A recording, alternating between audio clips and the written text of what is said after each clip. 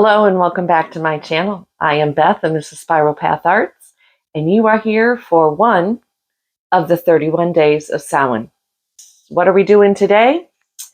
Well, today I'm going to show you some of the things that I have been making using my own hand spun yarn and some stash yarn as well.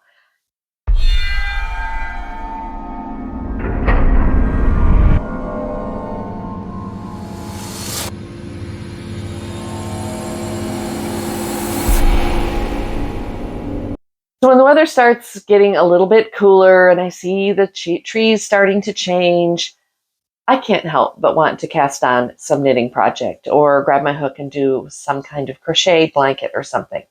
Well, I live in Alabama. I don't have a lot of opportunity to really wear a lot of heavy knitwear, but there's usually a good month or two in there that I can wear some knitwear. And of course, in this past year, I finally learned to spin my own yarn. So that brings me to having a lot more yarn to work with that I had before. And so it inspired me to want to get something on the needles. Also, I did a little bit of traveling, as you know, earlier before the beginning of October. And I went up north. I went up to Illinois, visited my sister. Then I went to the herbal conference and visited some of my friends and spent a couple nights in a cabin in the woods. And it was starting to feel like fall. So I was really inspired to knit while I was on that trip. Plus, my older sister is like my knitting. She's my guru. She's been my knitting inspiration for, well, pretty much my whole life. Because yes, I think she was knitting before I was born. There's a whole story in that. That's another story. Anyhow, spending time with her and in her studio space, which I will share a little clip of as we do our little montage, was so inspiring and so lovely. So, what did I knit? Well, the first thing I knit wasn't my very first ball of hand spun yarn, but it was one of my more successful ones. It is this kind of spearmint greeny blue. It's more green than blue. Hand spun. So I would say it's probably close to bulky weight. It's definitely bulkier than like a worsted weight. I wanted a really simple, quick project that didn't have a lot of detail because of the thick and thin of my hand spun and the weight and things of this. So this is just a collar, and I'm not going to put it on because I have my microphone clipped on me and it'll mess up the microphone. But I have some clips of me wearing it, I believe, when I was working on it. And this pattern that I used, and I will put links to this designer's website and to her Ravelry links. If you're on Ravelry and you want to find her on there or find this pattern on there, I will make sure that's linked. And also, if you're not a Raveler, that's what they call themselves, isn't it? Then I'll directly link to her website. And it's really simple. It's a free pattern, free download. So it is called It's That Fast Neck Warmer. And it is that fast. It's a really simple, it's a 2-line pattern, repeating pattern. It's basically a broken rib pattern, and super simple, super quick to knit. Highly recommend it. Does nice with, this kind of somewhat textured yarn without, competing. Highly recommend. Now, why a neck warmer? Well, again, when it's cold here, it's just cold, but it's not like tundra cold, right? Not Chicago's walking the streets of Chicago, the wind coming down those tunnels between the buildings kind of cold or anything like that.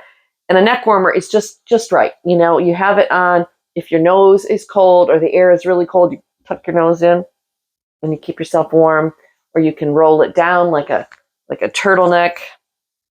You just have kind of like a little turtleneck around your neck to keep you warm. So nice to go with the top of a jacket, that kind of thing. Super simple, super easy, fun knit. And this was a great knit to do while I was on the road on my road trip. I could pull it out, as you'll see in the video, I can pull it out when I was sitting on a swing in the woods. It's just quick and easy when you're just sitting and chatting with friends and don't really want to have to watch what your hands are doing. Just remember the pattern and keep knitting. But prior to that,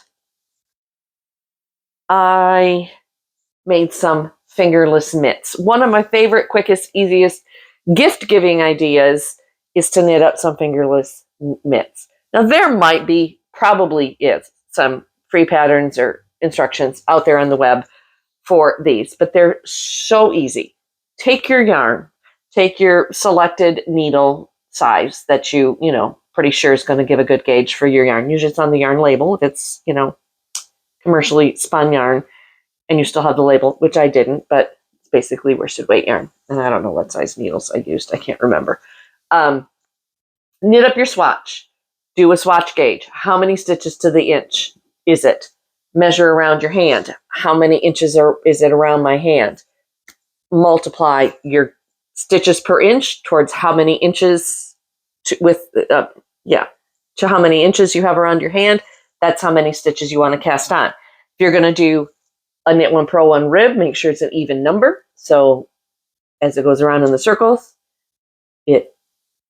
when it ends and comes back around, you just purled and the next one's knit.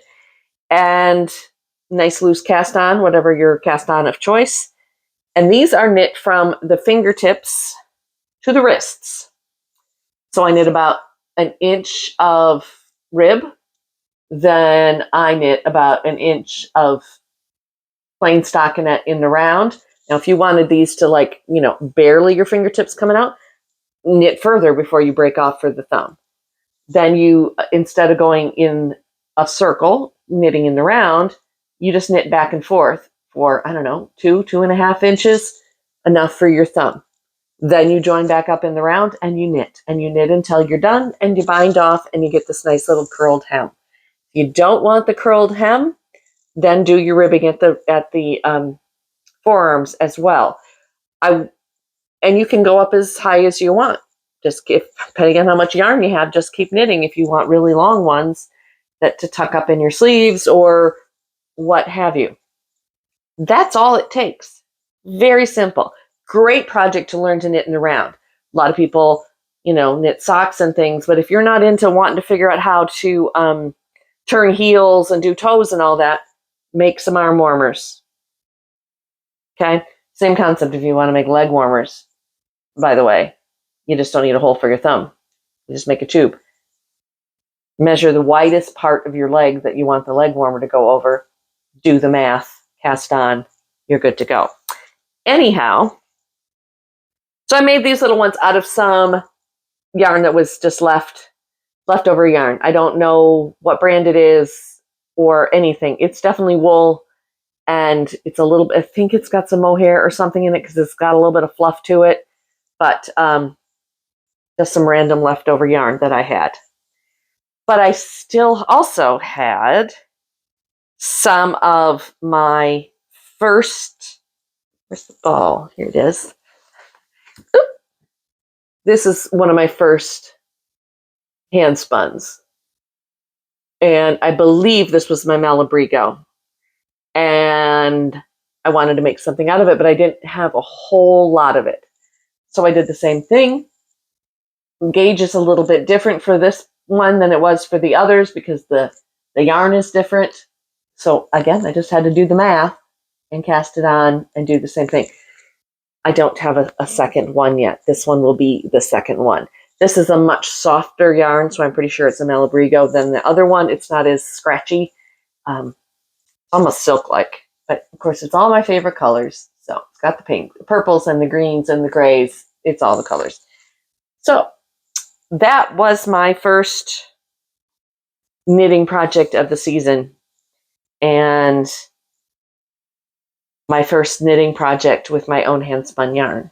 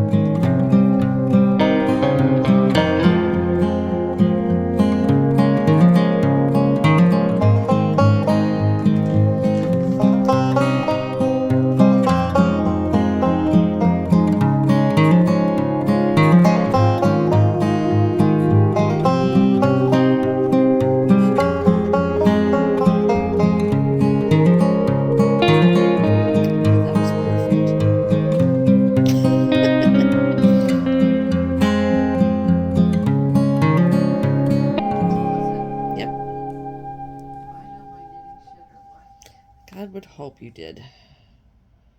Okay.